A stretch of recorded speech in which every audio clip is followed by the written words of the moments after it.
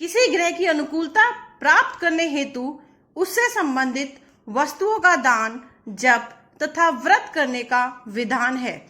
किसी ग्रह की शांति कराने या उसकी शुभता प्राप्त करने के लिए उससे संबंधित वार को व्रत किया जाता है। यदि किसी ग्रह की दशा, महादशा, अंतदशा, जन्मांक और गोचर अष्टक वर्ग में से कोई अनिष्टकारी हो तो उस ग्रह की शांति के लिए वार के अनुसार व्रत करने का विधान है। सप्ताह के प्रत्येक वार का काल सूर्योदय से अगले सूर्योदय तक रहता है। नमस्कार दोस्तों, आप सभी का हमारे चैनल पे बहुत बहुत स्वागत है। रविवार व्रत सूर्यदेव की कृपा प्राप्ति हेतु किया जाता है। नवग्रह शांति विधान में भी केवल सूर्य उपासना से सभी ग्रह की शांति हो जाती है, क्योंकि ये यानी कि सूर्य नवग्रहों के राजा हैं। इस हेतु बैसाख, माघशीर्ष और माघ श्रेष्ठ हैं। उक्त में से किसी भी माह के प्रथम रविवार शुक्ल पक्ष से व्रत को संकल्प लेकर प्रारंभ करना चाहिए। यह व्रत 1 वर्ष या 12 या 30 रविवार तक करें। रविवार व्रत विधान, क्या विधान है इसका, आइए जानिए। प्रातःकाल स्नानोपरांत रोली या लाल चंदन, लाल पुष्प, अक्षत, दूर मिश्रित जल आदि से सूर्य को अर्घ्य देना चाहिए।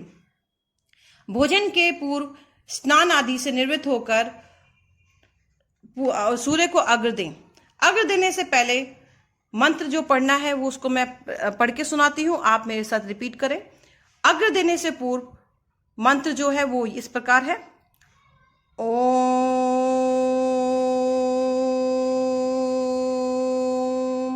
हं ह्रीं हं से सूर्याय नमः।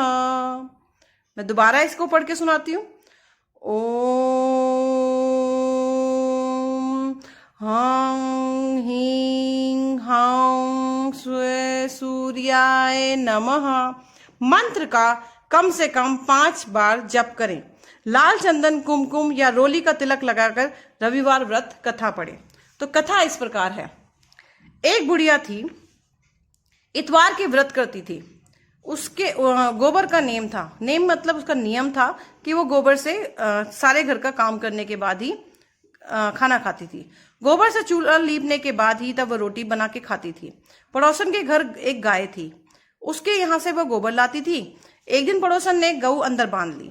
बुढ़िया को ना गोबर मिला, ना उसने किया और ना उसने रोटी खाई, भूखी पड़ी रही। सपने में सूर्य नारायण भगवान दिखे और बोले, बुढ़िया तू भूखी क्यों पड़ी है?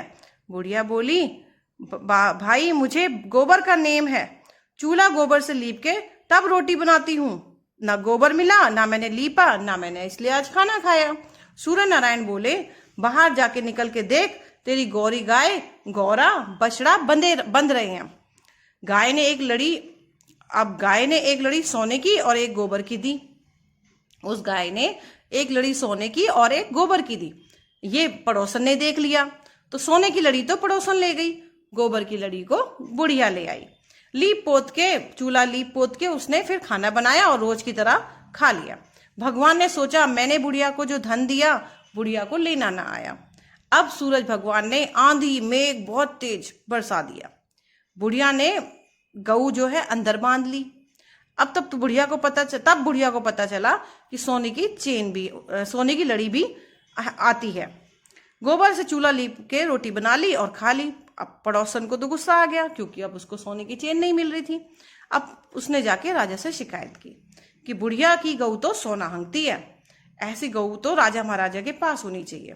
अब राजा ने नौकर भेजकर गऊ उससे बुढ़िया के यहाँ से मंगवा ली। राजा बोला, गलीचे बिछवा दो, गऊ सोना हंगेगी। गऊ ने सारा घर गोबर से भर दिया। राजा ने बुढ़िया को बुलवाया, नौकर चाकर भेजकर राजा ने बुढ़िया को बुलवाया। राजा बोला, तेरे घर पे तो ये सोना हंगती है और हमारे घर पे ये गोबर क्यों? तो बुढ़िया बोली, महाराज मेरे गोबर का नेम है, यानी कि नियम है। गोबर से मैं चूल्हा लीप कर तभी खाना बनाती हूँ। एक दिन मुझे गोबर नहीं मिला तो मैंने चूल्हा नहीं लीपा और मैंने खाना नहीं बनाया, तो इससे मैं भूखी पड़ी रही और सो गई। सपने में सूर्य नारायण भगवान दिखे और उन्होंने मुझे कहा, बुढ़िया भूखी क्यों पड़ी है? मैंने कही मेरा बेटा गोबर का मेरा नेम है, आज गोबर नहीं मिला इसलिए मैं भूखी हूँ। तो उसने मुझे कहा कि बाहर जाके देख। मैंने जाके देखा तो गऊ बछड़ा बंधे खड़े हैं। अब वो दोनों गऊ बछड़ा एक सोने का चेन कर, एक सोने की करे और एक गोबर की। अब पड़ोसन सोने की ले जाती थी, गोबर की मैं ले आती थी। एक दिन आंधी में एक बरसा तो मैं गऊ को अंदर बांध लिया, तब मुझे सोने की चेन मुझे मिल गई। और एक गोबर की पोथी तब मैंने देखी तो पड़ोसन को उस दिन सोना नहीं मिला, तो आपसे उसने चुगली कर दी। तो मुझे तो सूर्य नारायण ने दी है, मुझे तो ये गाय जो है सूर्य नारायण भगवान ने दी है, वो ही मुझे सोना देते हैं। अब राजा ने बुढ़िया की को गऊ भी दान कर दी, गऊ भी दे दी और बहुत सारा धन देकर उसे विदा किया और पड़ोसन को जो है दंड दिया। जैसे बुढ़िया को आई वैसे सबको आए, कहते कहते हुंकारा भरते, बोलो इतवार भगवान की जय, बोलो सूर्य नारायण भगवान की जय। धन्यवाद।